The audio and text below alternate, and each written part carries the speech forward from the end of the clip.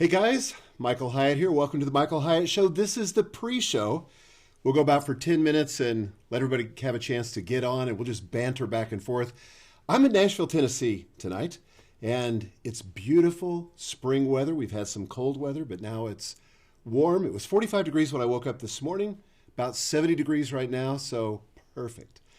Where are you watching from? I'd love to hear from you in the comments, whether you're watching on Facebook or YouTube or Periscope. Just pop your location into the comment box, and I'm going to go over here to the comment cam and look at some of those.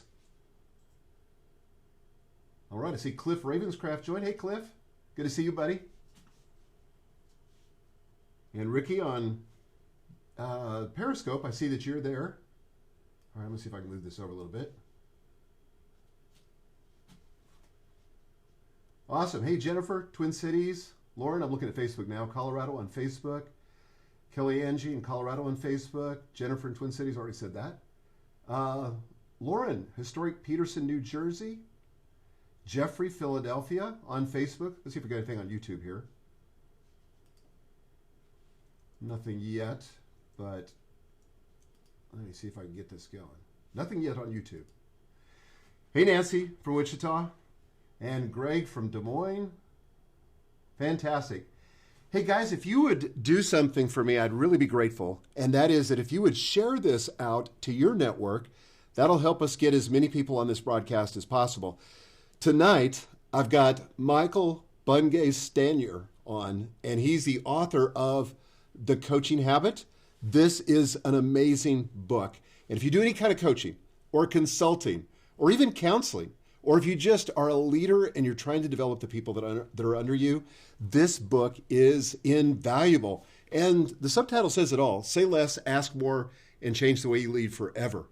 And Michael's going to be on. We're going to be talking about the 7 questions that he has in the book. These are like magical questions. I wish somebody had handed me this book like 35 years ago when I was starting my career. It would have made a huge difference because I'm probably like you. I'm in these coaching situations and a lot of times I'm kind of fumbling, hoping I'm doing the right thing, sometimes trying to buy time, oftentimes rushing to advice too quickly. And I think the big takeaway for me from this book was that the insights that matter the most to people are the ones that they discover for themselves. And you can guide them to that if you know the right questions. And Michael's going to give that to us tonight. So you're not going to want to miss this. You're going to want to share it. The people you share it with will thank you that you did it. So please do that while we're waiting.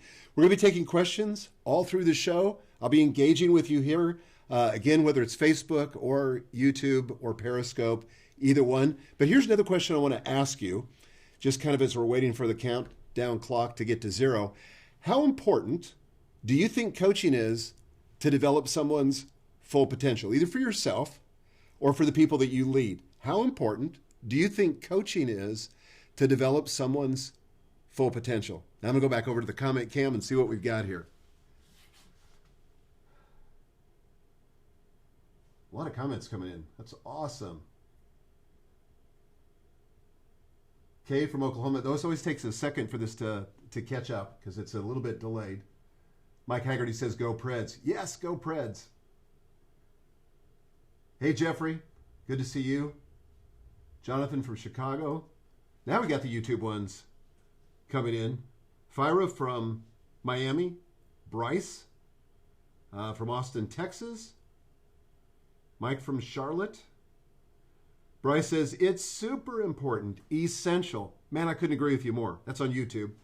And Mike says on YouTube also, coaching is essential to develop full potential. Now, over here on Periscope, Meg said vital. I think that was Megan, my daughter. I clicked off the screen there for a second. Megan is the COO of our company, and she really believes in coaching. And in fact, she was the one that recommended this book to me. True story. I told Michael this, so this is a confession. So my friend Jeff Goins said, hey, I think you ought to consider having Michael on to talk about this book. And I said, well, I don't know. I've got a lot of guests lined up and all that. About a week later, my daughter Megan calls me and she says, Dad, I'm reading this book. You've got to promise me you're going to read this next. And it was this book, The Coaching Habit. And so I said, wow. And so I started reading and I said, oh my gosh, this is gold. I got to get Michael on to talk about this book. And I'm sure Jeff, if he's watching this, is saying, I tried to tell you, dude, but Okay, I'm a slow learner. Okay, James is on Periscope. I see that. Over here back on Facebook, let's see what we got. I never know which way to scroll on these because sometimes they come in from the top, sometimes they come in from the bottom. Dr. Saeed said very essential. Kelly Angie said very. People need ideas, inspiration to help them see things they may not be thinking about. Man, that is so true, isn't it? I can tell you this. In my own career, coaching has been invaluable. You know, and most of the coaching I got was not really formal, frankly, not that thoughtful, sometimes useful, usually by accident. But back in 2000, as I took on this new division for Thomas Nelson Publishers, I knew I was in a little bit over my head. Don't tell my former boss, but I thought I'm a little bit over my head. And so I decided I was going to hire an executive coach. And so I hired a guy who became one of my best friends in the world, the co-author of the book Living Forward that I wrote, Daniel Harkavy, and he was my first coach. I thought after I had him for a few months, why did I wait so long? Because to have somebody that was coaching me was so invaluable. And Daniel's written a great book too, by the way, called The Coaching Leader, which is another terrific book to read. So let me ask you this. If you know that coaching is important, and I know it's important, what is the biggest thing that prevents you from coaching the people around you? What is the biggest thing that prevents you from coaching the people around you? And I'm going to go back to the comment cam and see what you guys have to say. I can tell you what it is for me as I'm waiting for the comments to come in. For me, it's just time. You know, it's just time. And I think and this is why the book is called The Coaching Habit, because we do need to build new habits. And I think too often, when somebody comes to me and presents a problem, somebody that works with me, one of my teammates, I'm too quick to jump into advice mode. Can I get an amen? Right? Does that happen to you? It's just so easy to jump into advice mode, and I do it like automatically. You know, subconsciously, I don't even think about it. I just jump into it. And I think what the book has helped me to do, and particularly with the exercises at the back of the book, is to push the pause button and say, wait a second. If there's a trigger to the habit, how can I let that lead me into a new habit where I ask a question rather than just spout off the answer? Got a lot of stuff coming in from Facebook. Unfortunately, my little thing that I use for Periscope, but I have this cool little Chrome extension that is supposed to allow me to scroll through the comments. I don't think we've had this working one time, Matt. But at any rate, we'll get the questions. We are picking up your questions, and my team will feed those to me. So, yeah, Steve says the closer they are to me, the more I want to solve their problem rather than letting them grow through new thinking. Boy, isn't that the truth? I do the same thing. Bryce says confidence in what I know is important to others. This is all on YouTube. Back on Facebook here. Kelly Angie says, what to coach them about? You need to listen to them first, find out their needs. So true. I'm just watching the clock here, 40 seconds to go. Dr. Saeed said, people don't realize its importance and try to escape in the name of time and commitment. John Kelvin said, coaching is key. Kay said, amen. Thanks for that. Stefan said, maybe because I think I can't give something really valuable to others. Tom said, finances to get the training. Okay, all those are legitimate, and I think we've all experienced those. I certainly have. But honestly, coaching is one of the most important things that we can do for the people we lead. Honestly, I think it's my number one job, is to develop the people that I've been entrusted with to take them to another level and take them beyond me. All right, our countdown timer is over, so let's get started. Coaching is one of those things that we all know we should be doing, and it's doubly true if you've ever had the benefit of a great coach and you know just how powerful coaching can be. The trouble is that none of us seem to have the time. In the flood of daily demands, how can you carve out enough margin to really coach your team? Well, if you could effectively coach the people around you, what if you could do it in just 10 minutes? That's exactly what tonight's guest, Michael Bungay Stanier, teaches us out of his new book, The Coaching Habit. And in the book, he outlines 7 essential questions that help you say less, ask more, and integrate the habit of coaching into the way you lead every day. Hello, I'm Michael Hyatt. Welcome to my live show where each week I talk with a different thought leader about some aspect of personal development, productivity, or leadership. and my goal is to help you win at work, succeed at life, and lead with confidence. Let's get started.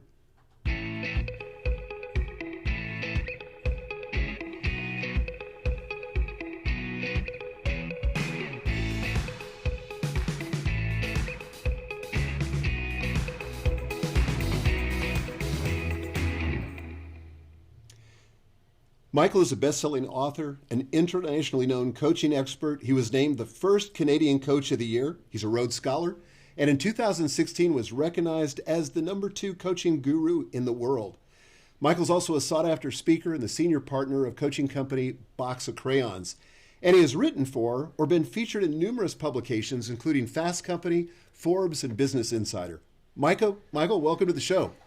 Michael, I like you even more because of your name, but it's great to be here. Thanks for having me. This could get confusing as we go back and forth. Same name. Let's call you good-looking Michael and me Australian Michael, and we'll just run with that.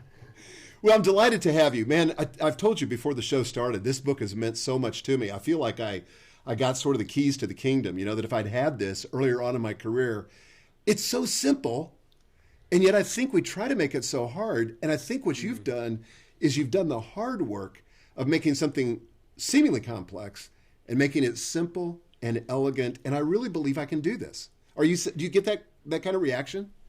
I do all the time, and I love that you're using some words that are really important to me, elegant being one of them. There's a great quote from an American jurist who says, look, I don't give a fig for simplicity on this side of complexity, but I'd give anything for simplicity on the other side of complexity.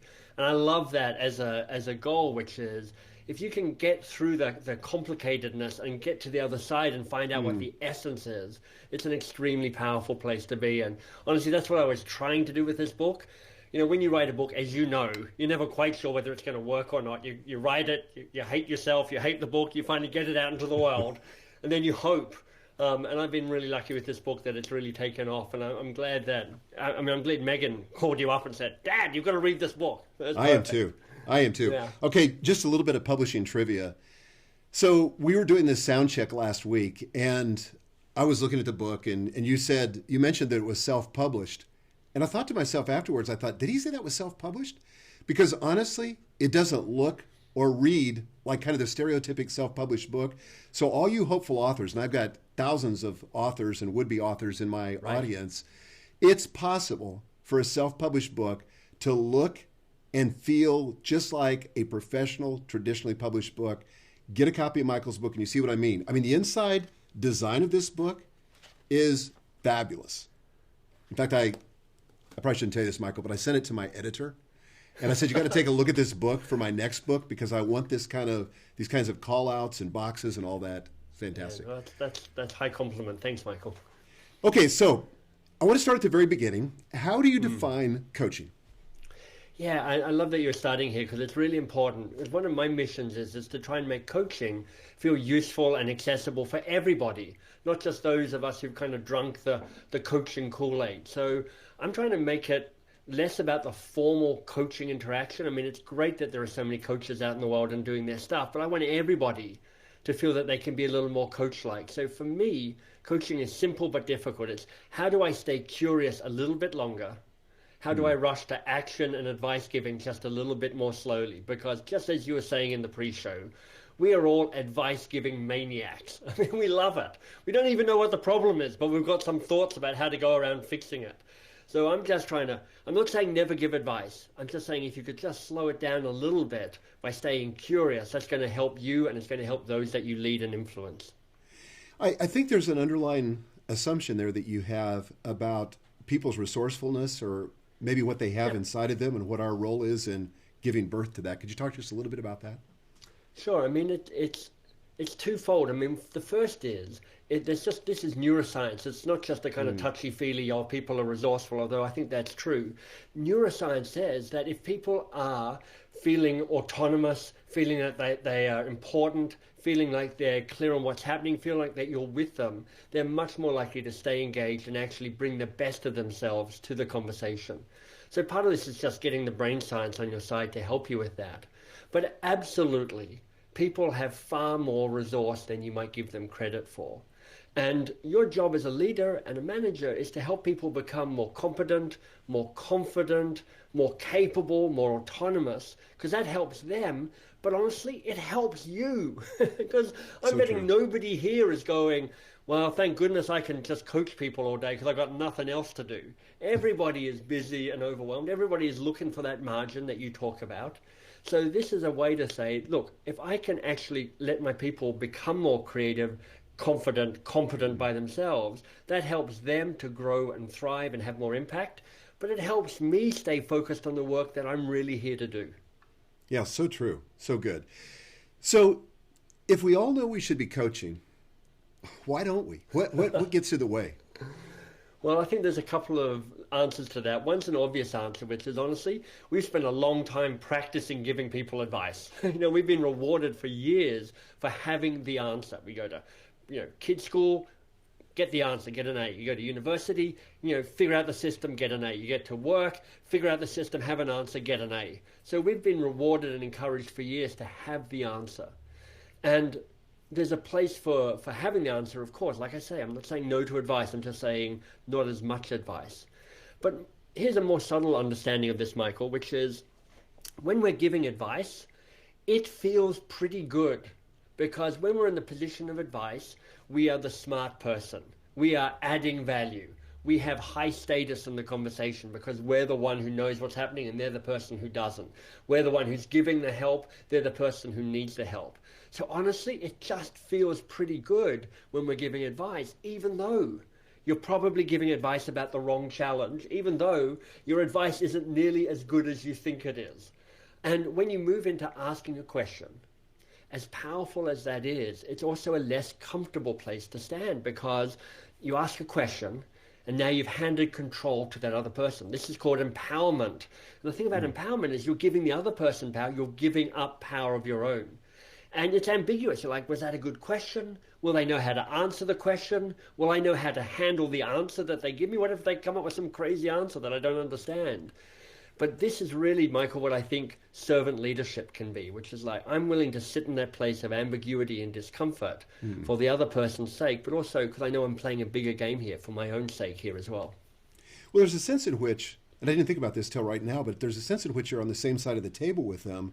You're not interrogating. It's like you're discovering together and you're trying to solve the problem together. Well, look, that's actually one of the more subtle forms of leadership and management and facilitation is to understand the impact literally of how you sit or stand with that other person. And you could be sitting across the table, kind of like it looks like we're sitting at the moment, kind of having a conversation, and that's fine. But even just moving physically, so you're sitting kitty corner with that other person, that changes the dynamic of the relationship. If you want to be really cunning, you sit next to them. And, if you're dealing with the challenge, you point at the challenge and go, okay, so there's the challenge. How are we going to deal with that? And now it's you versus the challenge rather than you being the messenger. So you objectify it. Yeah. So the fancy term for this is third point facilitation, which is you stay separate from the bad news or the bad issue yourself and you objectify it and put it out there. So it's like it's us versus them over there. That's very good. Okay, so I want to get into these questions, but I'm going to wait for just a little bit. And I want to encourage you guys, if you've got any questions about coaching, you've got to have questions about coaching. If you're a leader, this is something that you need to be doing, and you've probably got questions about it. And we've got the guy tonight for you to ask these questions of. So whether you're watching on Facebook, YouTube, or Periscope, please give us your questions. We'll be getting to those as we go through the program. Michael, let's talk a little bit about the benefits of coaching. And specifically, you've identified 3 vicious circles that coaching has the power to break. Could you share those with us? Yeah, sure. So the very first one is having an over-dependent team. Right? And I know lots of people will be nodding their head here. And that's like the more they come to you for advice, the more you give them advice. But the more you give them advice, the more you come to you for advice. And the more you come to, and so it goes around and around. And suddenly you've trained your team to have no self-autonomy, no self-sufficiency, no get up and go themselves. They've just trained you to be the person they come to for help the whole time. Debilitating for them, disempowering for them, exhausting for you. So that's number one. Second one, and everybody knows this, and everybody's already had help from Michael Hyatt around this, is just a sense of overwhelm, right? The more you try and do, the more you lose your focus. The more you lose your focus, the more you try and do. And so it goes until you've got that state where you're overwhelmed by your inbox and your calendar and your meeting commitment, and there's that sense of, I've just lost it, I'm scattered.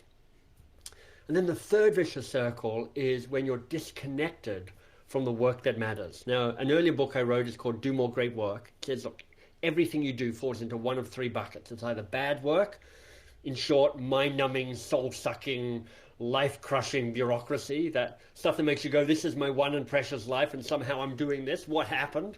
Then there's good work, which is like your job description, productive, efficient, getting things done. And then finally, great work. That's the work that has more impact and the work that has more meaning. And when you're feeling disconnected, you've lost that connection to the why of the work, to kind of use that Simon Sinek insight, which is like, why am I doing this? And it's like, the more you kind of lose the point, the more you kind of give up, the more you give up, the more you lose your point, and then you end up in that third of the vicious circles. And Michael, honestly, everybody can recognize it, at least one of them. Most people are going, all three. I get all three of those. Yeah, absolutely. Boy, it's true for all of us, I think. Yeah. Michael, you've written 2 books that have each sold close to 100,000 copies. Wall Street Journal bestseller, The Coaching Habit, and Do More Great Work. Yet, I've heard you say that you're the proudest of End Malaria, which is a collection of essays about great work by thought leaders that raised $400,000 for malaria. So that's fantastic. But I want you to tell us the story of how you first became fascinated by the subject of coaching. What was it that got you interested in this topic? You know, I found myself as a teenager spending an awful lot of time with my friends in the back of cars talking about our angst-filled lives, because, you know, as teenagers we all have angst-filled lives. And what I found is that I was a pretty good listener. Even as I sat there, I thought to myself, I'm listening well, but I don't know what I'm doing here. And so when I was at university in Australia, and then when I moved to England to go to university, I actually joined the telephone crisis hotlines there, kind of suicide hotlines for youth. And that was my first introduction to this whole idea of the power of asking a question and helping people explore and find their own journey. When I finished university, and I was now working in England, I just noticed happening in California this rise of coaching. And of course, because I'm in England, I'm like, okay, it's a crazy West Coast Californian thing, it'll probably pass. But it's interesting because I'm like, there's something interesting here. And I moved from London, where I was working at the time, to Boston in the States and set up camp there. And that's where I hired my first coach. Now, she wasn't a great coach, but she was good enough for me to go, oh, I'm starting to see the power of this. So when I moved to Toronto in 2001, I did my coach training and launched my practice, built it up to have a big practice of people. But then, and I don't know if this resonates, Michael, I then discovered that I didn't really want to be a coach after all. I mean, I love part of it, but it's that classic, what you think your business model is never turns out to be your actual business model. So true. What I found I loved is being a teacher rather than a coach. And that's what took me into book writing and designing programs and doing that work. Have you ever been on the receiving end of poor coaching? And what was that like? Well, here's a blessing for people who are listening in and going, well, you know, I'd love to be a bit more coach-like, but what if I muck it up? What if I get it wrong? Am I going to break something? And I think mostly bad coaching just comes across as underwhelming. It's not terrible. It just kind of doesn't work. And there's a number of things that could be happening. The first thing is people could be doing the fake question thing. Right? Fake questions when they go, have you thought of, or did you consider, or have you tried? Which honestly, Michael, those aren't questions. That's just advice with a question mark tacked onto the end. Yep. So we're doing the fake question piece. Or they're doing that fake listening thing where, you know, they think they know what active listening is, so they're nodding their head and they're making small grunting noises of encouragement, but you're like, it doesn't look like you're really with me. You're just kind of going through the motions. So for me, and this is useful for people if you're thinking about finding a coach, it's really worthwhile persevering to find the coach that you think fits best. I went through 4 or 5 coaches who I hired and then went, not quite working. And then I found Ernest Oriente. He's been my coach now for 6 or 7 years. He's brilliant because A, he's brilliant, and B, I can't charm him. He will not fall for my self-deprecating humor at all. So he won't let me get away with anything, and I love that. You know what I love that you just said is that you have a coach. Because there are so many people in the coaching space, and I won't name names, but that don't have a coach. They're teaching coaching. They have a coaching practice, but they don't have a coach. And it makes me want to pull my hair out. I have a coach. I've had a coach since 2000, and it's like the best investment I could make. But I feel like if I'm not doing the work on myself and continuing to grow and getting that coaching and opening myself up, being vulnerable to somebody else's, question asking and excavation of my heart and life, then I don't really have the authority to be able to have that relationship with anybody else. Do you feel similarly? I do, and it's tempting. I think particularly if you're the most visible person in an organization, just like you're the most visible person in michaelhyatt.com and I'm the most visible person in Box of Crayons, you can almost start believing your own press that you are omniscient and all-seeing and all-knowing. And it's clear to me that I'm a disaster that often looks better than I actually am. So not only do I have a coach, like I've had a mastermind group, Michael, which for 10 years have become 5 people who are extremely close to me, but also brilliant at giving me the cheering that I need when I'm like confused and lost and not sure what's going on. But also, again, not letting me get away with any old familiar patterns or kind of delusions to really hold me to be the best version of myself I can. So whether you hire a coach, and I think that could be really powerful, or whether you build the support that's coach-like in a mastermind group or something like that, such a powerful investment in yourself because, when we talked about great work a bit earlier, the work that has more impact, the work that has more meaning, my belief is if you're doing that by yourself, you're not really doing great work. You need the support of others to be able to do great work. I couldn't agree more. I want to get a comment over here because we've got one. Chrissy on Facebook asked, are there steps to coaching that I could follow? Or could you give an example of what coaching would look like versus giving advice? That's a great question. That's perfect. Well, let me jump into that. I was going to pretend to look at my comment computer here, but I don't actually have a comment cam, so I have to keep looking at this one. So here's the thing about what coaching is. You remember, I'm not trying to turn you into a coach. I just want you to be a little bit more coach-like. So how do I stay curious a little bit longer? And that's why in the book, there's like 7 good questions. Takes you a long way down the path. So let me give you a very specific habit that you might use. And it speaks to your challenge around how is that different from giving advice. Because one of the things that sets us off to give advice is when somebody comes up to us and says, hey, Michael, how do I? And they're like, and you're like, okay, I'm going to tell them what to do because they asked for it. And here's a very specific habit I have, Michael, to try and slow down my rush to advice. I go, that's a great question. And I've got some ideas and I'm going to share them with you because I want to help you. But before I share them with you, what ideas do you already have? That's and correct. Whatever they say, I nod my head and I look interested. And then after they give me that first idea, because they always have a first idea, I then use what I call the best coaching question in the world. It's just 3 words. Brilliantly, the acronym is AWE, so that spells awesome. And then you go, great, that's a lovely idea. What else could you do? And then you nod your head and you go, great, that's wonderful. What else could you do? Brilliant. Is there anything else you could do? I love it. And then if you want to, feel free to offer your own ideas or suggestions there. Quite frankly, often you don't need to because they've already come up with the ideas that you have. But if you want to, what you do is you just save a really good idea and then just offer it at the very end, just to remind them that you're not, you can add value in that way to the conversation as well. That's terrific. And so just to be clear, that acronym is and what else, right? AWE. Brilliant. And what else? Thank you. Yeah, so that is a great question. I've been amazed when I do use that. And I don't always, because I get tempted to give advice too. I've gotten a little better over the years. But I've noticed that people usually come up with the answer that I would have given them, but it's like 10x more powerful because they came up with it on their own and they feel brilliant. They feel smart, like they solved the problem. Right. Because using neuroscience, and one of the things I talk about in the book is this very simple model about the neuroscience of engagement. Basically, people's brains, 5 times a second, is it safe here or is it dangerous? Safe or dangerous? And if it feels safe, they stay engaged, they stay connected, they bring their best brain to the conversation. If they feel danger, if it's a place of risk, they're backing away, they're disengaging, they're moving into fight or flight mode. So you want people to stay engaged. And the 4 factors that make your brain go, is it safe here or is it dangerous, spell the acronym TERRA, T-E-R-A. And the four acronyms are tribe, expectation, rank, and autonomy. So tribe, are you with me or are you against me? Expectation, do I know what's happening or not? Rank, are you more or less important than me? Autonomy, am I getting to make some choices or are you making all the choices for me? Here's what's brilliant about asking a question, is it raises the terror quotient. Now it's us together trying to figure this out. Now you've raised their rank because you say to them, you can figure this out.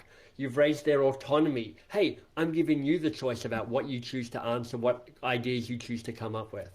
So just a simple act of asking a question, A, lifts their level of engagement right at the brain level, but B, as you say, Michael, they not only come up with often better, more subtle ideas than you would have come up with, but they're so much more invested in it. They're like, that's a great idea. It's my idea. I'm going to make it happen. Yeah, I think when people have that ownership in the answer, they're much more likely to follow through and actually execute on it. Exactly. Because if it's just the boss's idea, they've got no skin in the game, basically. That's right. And so if you are a boss, if you lead a team, part of you got to watch for is not to put your idea out at the start because it sucks the air out of the conversation. So true. They're like, boss, that's a fantastic idea. I love it. I'm writing it down right now. We're definitely going to do your idea, boss. Because people aren't stupid. So your job as a leader is just to see how long you can resist sharing your wisdom because the group will get so much further down the path without it. Okay, I got to tell you a funny story. So before I became the CEO of Thomas Nelson Publishers, my predecessor, Sam Moore, was the CEO. And I noticed that when I began to report to him, that whenever we would start a meeting, he would kind of set it up, but then he wouldn't talk. He wouldn't express his opinion.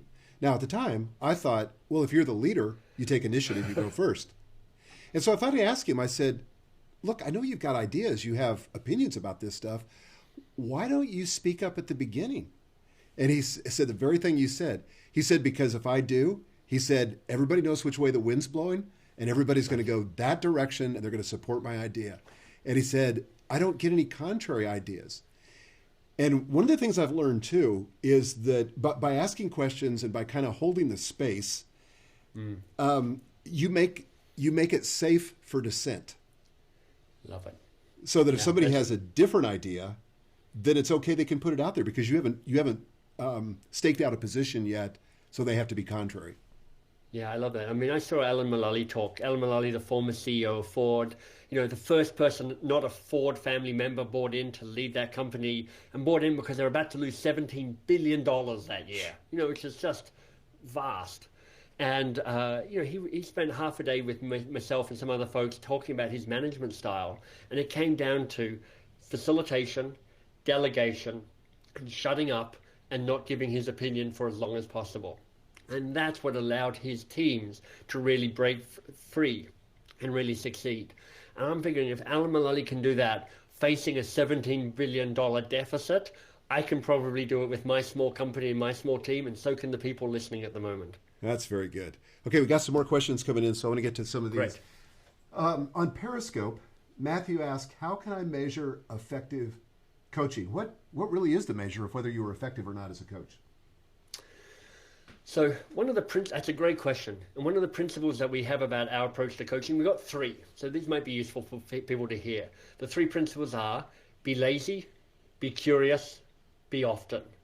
Now, be curious, you know what we're talking about, because Michael and I have talked about how do you slow down the rush to advice? How do you tame your advice monster, the advice monster that lurks within? Being often is to recognize that every interaction with somebody can be a bit more coach-like, not just in person, but on the phone or by text or even by email. You can be more coach-like because you're just being a little bit more curious. And then being lazy is to say, how do I stop rushing in and doing all the work to figure this stuff out? How do I stop working for them, but allow them to step forward and do their own work? And I share that because I think one of the best ways to measure success is to ask them how it's going. So this is the be lazy principle, which is like, rather than figuring it out yourself, just ask them. So one of the final question in the book is called the learning question. I love that question. And our job in this world, if we lead team or interact with people, is to be a great teacher. And to be a great teacher, you have to know how people learn. And people do not learn when you tell them stuff. It goes in one ear, it goes out the other ear pretty quickly. They don't even learn that much when they just do it. They learn when they have a moment to reflect on what just happened. So if you want to track the success of your coaching and being more coach-like, at the end of every conversation, say to them, and this is the learning question, what was most useful or most valuable about this for you? If you want to, you can even share. So let me tell you what was most useful or valuable for me in this conversation. But a couple of things happen. First of all, you help them see the value in the conversation that they might otherwise miss.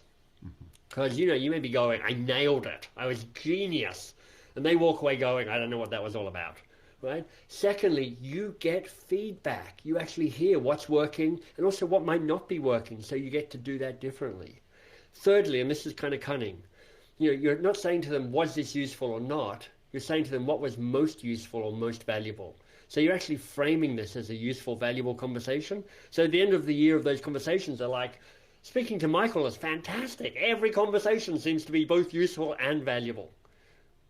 I love that. I love that question. When I read that this morning, when I was out for a run, I thought, gosh, that is such a good question. I don't know, it's like when you're afraid to ask in a sense, but you're leaving the evaluation up to them. So as a coach, you're making yourself vulnerable, but you're also forcing them to nail it and to remember what it was that they got out of the conversation that was so helpful.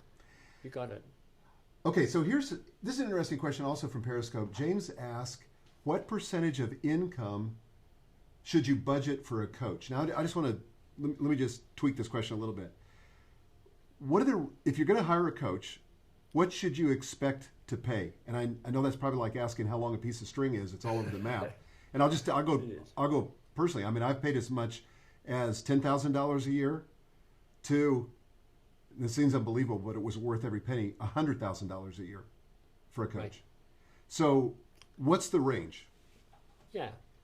So I think of my relationship with my coach at the moment, and I've probably been paying over a year. It's probably in the $10,000 to $15,000 range, something like that. But honestly, there's a lot of coaches in this world, and you can get a coach for next to nothing. Now, is it fair to say that you get what you pay for? Well, not entirely. I think there are some really brilliant coaches out there who honestly are undercharging for what they bring and what they provide. Mm-hmm. I think there are plenty of coaches out there who are probably overcharging. So I think it's less about what's the answer out there, and it's more about how much money are you willing to invest in yourself. And now you have a budget, and then you go, let me go find the best coach that I can possibly afford. And ask them to give you a coaching session, get an experience of what it's like, get referrals from various people, ask them, when you've had your best clients, what do they look like? And then see if they sound like you at all, because not everybody can coach everybody. You've got to find the right fit for you. So less important than the money, although you need to know what your budget is and you need to play within your budget. It's just being insatiable and hungry to go and find the coach that will best serve you and what you're struggling with, whatever that might be. I don't know if you would agree with this or not, but one of the ways I look at that coaching expense is I want to see a return on investment. So at the end of every year, I look and I say, did I at least make my money back? So my current coach is Dan Sullivan. And brilliant, strategic coach, fantastic. Yeah, an incredible organization. Toronto. And so, thank you very much. What's that? He's a Toronto person, so yes, we're representing Canada strongly tonight. Yes, and I didn't even know you were in Toronto till we began to talk. But yeah, I'm up there periodically to go to his workshops. But one of the things I thought of as I was renewing for this year, I said, what's been the actual return on the investment? In other words, revenue that I could specifically track to my interactions with Dan. And it was 17 to 1. In other words, if I took that same investment and put it in the stock market, I would have to give a 17 times return versus what I got from Dan Sullivan at Strategic Coach. So Megan's in that program too. So it was worth every penny. And if people want to know about Dan Sullivan, he runs a great podcast with Jim Diamandis, I think his name is. I can't remember the name of it, but there's the two of them just talking about big trends in our world. And definitely a great listen if people are looking for an extra resource there. Yeah, I think it's Peter Diamandis.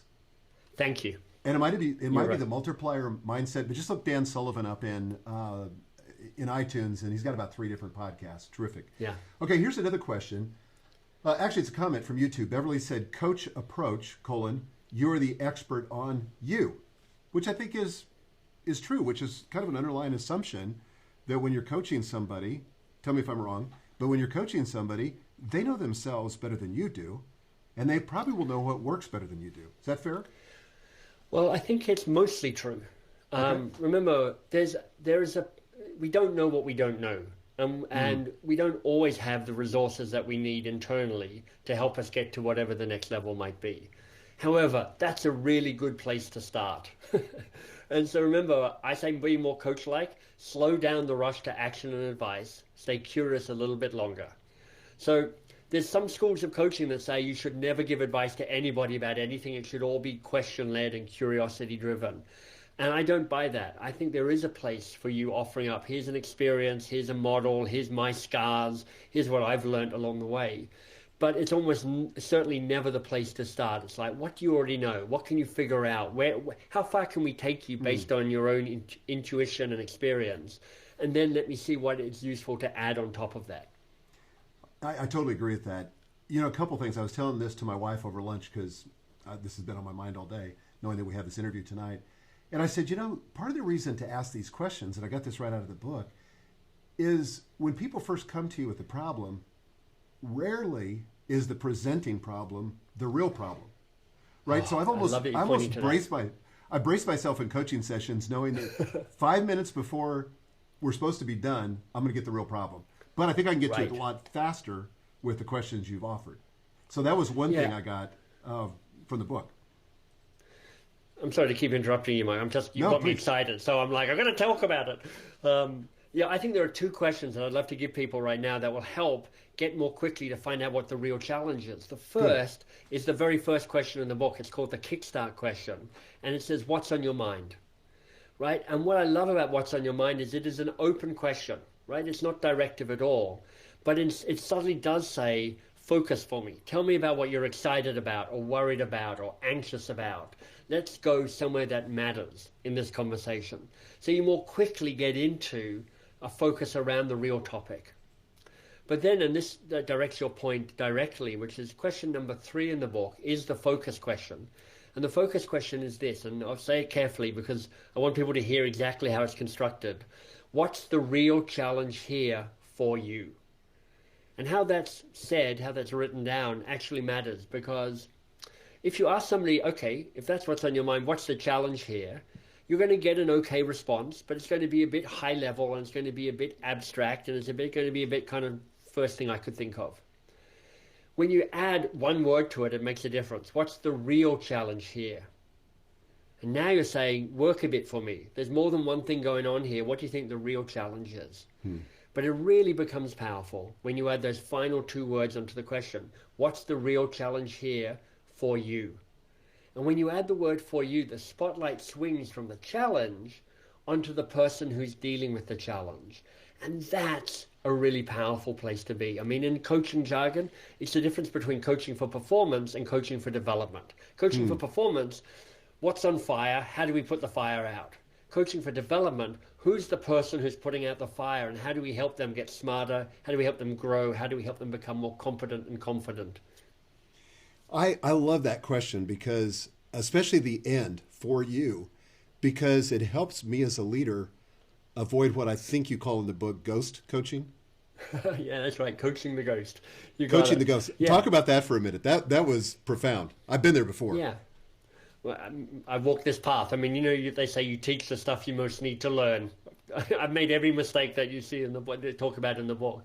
So coaching the ghost is when you start coaching, not the person in front of you or you're talking to or engaged with, but the other thing that we're trying to deal with. Sometimes they walk into your office and go, oh, Michael, I'm working with Annette and she's terrible. And I go, okay, tell me about Annette. And you're like, oh, Annette, blah, blah, blah, blah, blah, Annette, blah, blah, blah. And you're like, oh, a nightmare. What else about Annette? And you're like, blah, blah, blah, blah, Annette, blah, blah. And you spend 25 minutes kind of moaning about Annette, but that doesn't help anybody. You're dealing with it's not Annette that's the problem. It's the person who you're talking to and how she or he is dealing with Annette. Yep. It's not what's the real challenge here for you about Annette? And now you see the spotlight moves from Annette and it moves back to the person you're in conversation with. And that's where the learning and the ahas and the wisdom come. Well, that's the brilliance of that question when you put the for you at the end of Right. it. Guys, I want to tell you, this stuff sounds simple, and it is simple, but it sounds like, why would I read a book about that? Because when you understand the psychology and the thought behind each of these questions, and Michael goes to great length in the book to explain all that, you understand the context and the rationale and the why behind the question. Super powerful. Like, one of the things you talk about is always ask what, not why. Can you explain that a little bit? Yeah, sure. And this is a great question because lots of people have heard of the 5 whys, which is a way of thinking more strategically about getting into root cause analysis. It's like, so what happened? Why? And why did that happen? And why did that happen? And why did that happen? And you kind of get an insight around that. And that can be extremely powerful. But in everyday conversation, why is a pretty tricky question to ask for a number of reasons. The first is, when you ask somebody, why are you doing that? Or why did you think that? It's very hard to ask that without sounding accusatory. It's like, it sounds kind of like, why the heck are you doing that? Right? So unless you get the tone just right, you can actually make people feel a bit defensive. But more subtly, a lot of the time when we're asking why, we're getting people to explain the history, the backstory. And then you've got to ask, well, in whose service is that? Is that helping them, or is that helping me? They already know the backstory, so it's not really helping them. Oh, so why is it helping me? Oh, I know, because I want to solve this problem. I want to move into advice-giving mode. And if I ask enough why questions, I'll have enough data to give better advice. Now, what I hope is that a whole bunch of people going, yeah, I'm lazy now, and I'm going to resist the advice monster that comes out of the darkness and makes me want to give advice. So I'm going to slow down that rush to advice, and I'm going to avoid the why question and stick to the what questions as much as I can. Can you think of an example? I know you do this in the book, and I don't want to put you on the spot, because you can think of an example of how you could take a why question and reframe it as a what question. Yeah, sure. So you're going, why are you doing this, right? And you could just say, so what's the challenge for you around this? Or what was your thinking behind this as you looked at it? It's a very simple way just to go, look, almost always you can just almost sub what in for why. But it's a great discipline because what just feels a little more neutral and why feels a little more accusatory. And how is all about the how you're going to get this done. It's a little more action driven. So there's a place for how, but if you're asking how too early, you're already into action and advice mode. And you want to stay curious with what a little bit longer. I learned this from somebody in parenting. I have 5 daughters, so I've had a lot of practice. Some of it's been effective. I was told one time, never ask your kids why, because it just invites speculation. Yeah. They'll go into a million reasons of why something happened and nobody really knows, but they could tell you what happened, and the why's not that irrelevant. Well, I'm happily child-free, so I have no experience of parenting. So I'm going to just leave that one entirely to you. It sounds like you're doing enough for both of us. Well, I can tell you this, parents, this book will be hugely helpful to you as a parent. Seriously. I think coaching's all around us, right? I don't care if it's with your boss, because you talk about that in the book, or your colleagues, or your teammates, the people that are working for you or with you, or your family. Because at the heart of this, and this is what I love, this is not about a way to manipulate people. It's not about a way to try to get people to do something you want them to do, but it's a way of serving other people and helping them grow and develop, and using questions so that I kind of see it almost being like a personal development midwife. I want to give birth to the best version of them. I love that you say that, Michael.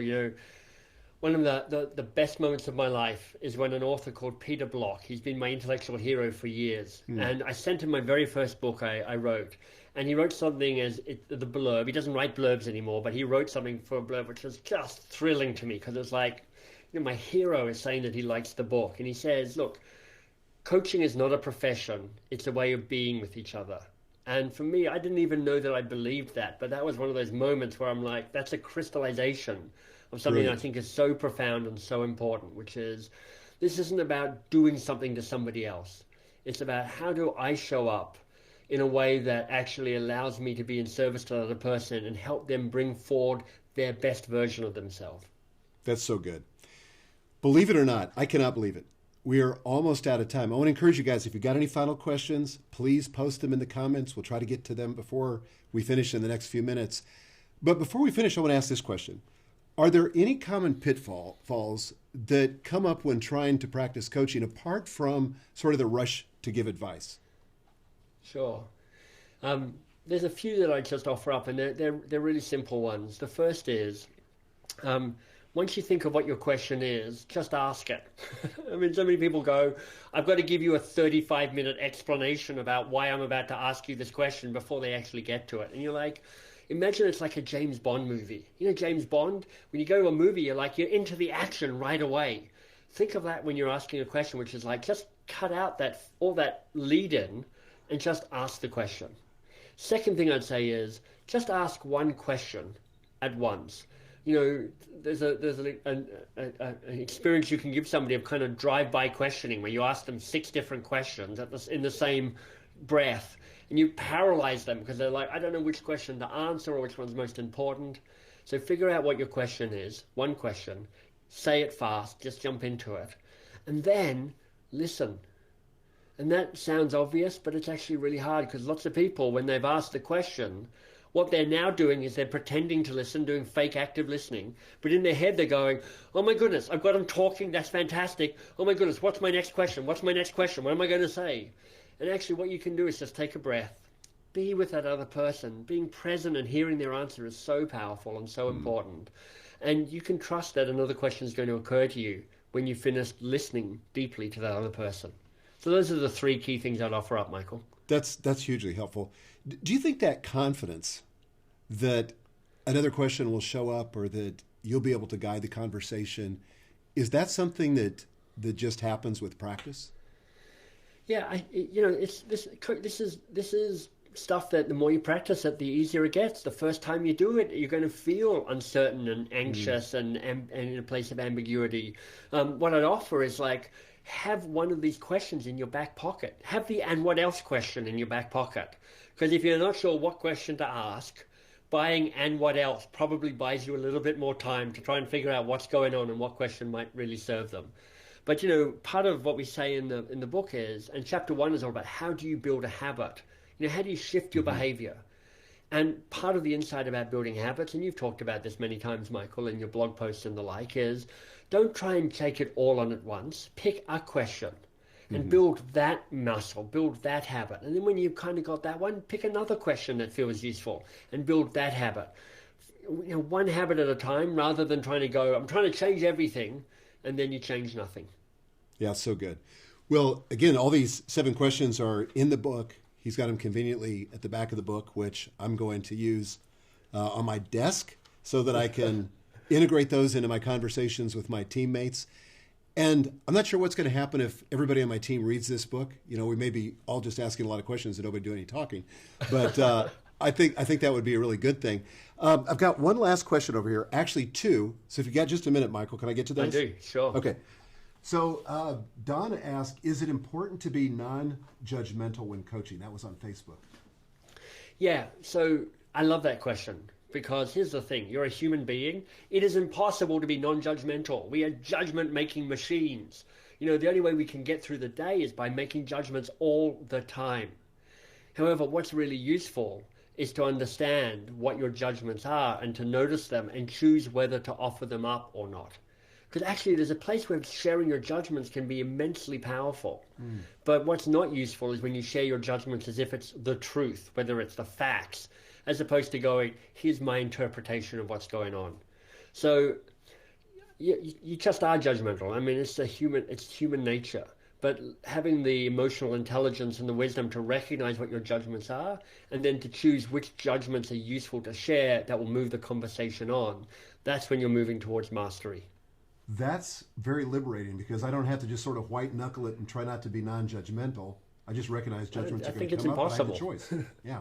Right. Okay, here's one last question. This is from Miguel on Facebook, and this is a brilliant question. Can Michael describe the difference between a coach, a consultant, and a mentor? Yes, I can. The starting point I would say is this. A great coach, a great consultant, and a great mentor all have one thing in common, which is they are brilliant askers of questions.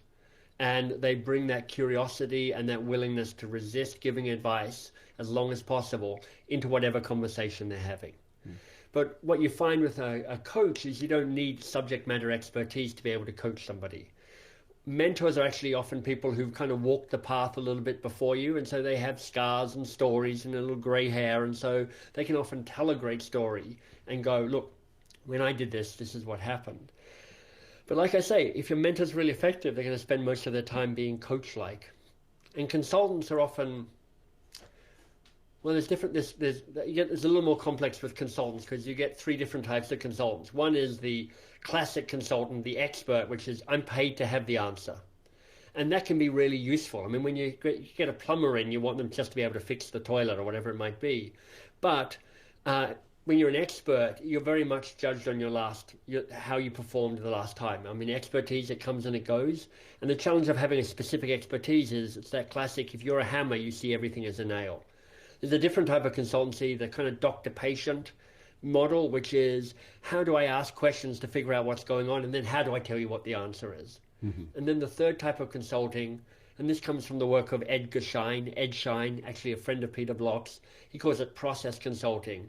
And it's actually very much the coach-like approach we've had now, which is you use your expertise to fuel the questions that you're asking, but ownership for the challenge lies with the person you're helping still. Well, that's hugely helpful. Thank you for giving us that overview. My pleasure. If people want to connect with you, what's the best way to do that? Well, that's a great question. So look, possibly the best place to go is actually to thecoachinghabit.com. That's the website of the book. There's a ton of free stuff there, chapters to download, podcasts, videos, all sorts of bits and pieces there. So please go there and feel free to grab whatever's useful there. Box of Crayons, my company, boxofcrayons.biz, B-I-Z or B-I-Z, depending on what side of the border you're at.